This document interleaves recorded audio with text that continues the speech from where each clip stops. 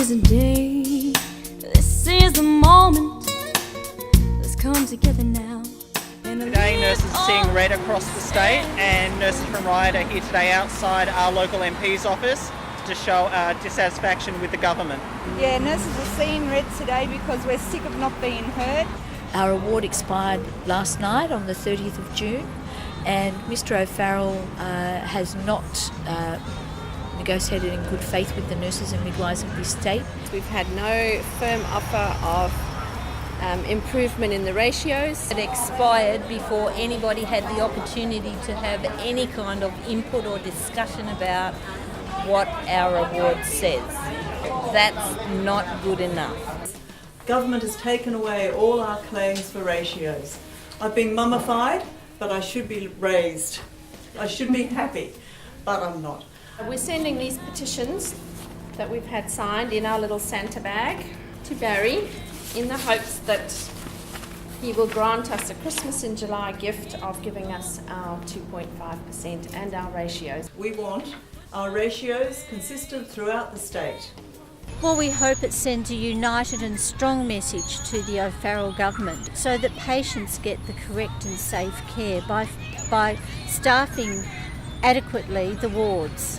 They need a lot of help on the ward because one nurse to just say the waiting room is not enough. Sometimes you have up to 30 patients waiting and they need things and they need it now. I feel like I run around on the wards and just make sure that all my patients are alive. It's just making sure at the end of the shift you can hand over to the next person that they're alive, and that's not what my job is as a midwife. The statistics we were given were 147 FTEs that we are short. One of our managers said that equates to 384 shifts a month that there is no nurse to cover. Now that means we're under all of that pressure to get absolutely even just the most basic care to our clients as opposed to the care they deserve and need. We need more qualified staff who can do the medications and do the dressings. And I will not stay in this job if it continues like this. I can't do it. I can't emotionally do it and physically do it. We need more nurses. Midwives! They wanted their way, never give up. Don't you know they're gonna fight you all the way? So when you feel that you can't go on, never gonna let them take us down today. Gotta keep our head up. The majority of the cabinet members were there this evening. There were some notable exceptions. Some of the ministers were unwell. Mr O'Farrell referred to them as being crook, but then chose to temper his words and said that will come back to bite him. The question put forward to nurses today was about ratios, and there's a clear example of a lack of respect there as well. The minister refuses to acknowledge the terminology ratios. And she actually chided me about that. And I said, well, I'm sorry, but there is an equivalent ratio under the award clause 53.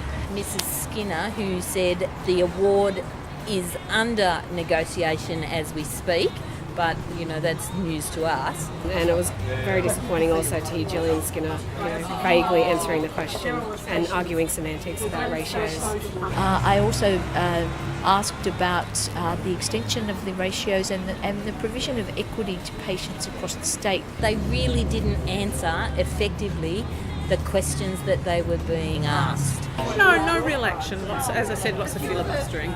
The response was pretty poor, really. They don't want to discuss ratios. And eventually they're going to have to start taking notice. Hey mate, we need better ratios. Mr O'Farrell, the nurses and midwives in New South Wales will not go away. They saw red today. You had a taste of the anger and the disappointment and the frustration of the nurses and midwives in New South Wales. And let me tell you, you will continue to feel that anger, frustration and disappointment until such time as you come back to the negotiation table and negotiate in good faith over extending and protecting the ratios that we have now. When I see Barry walking down the street, I see red,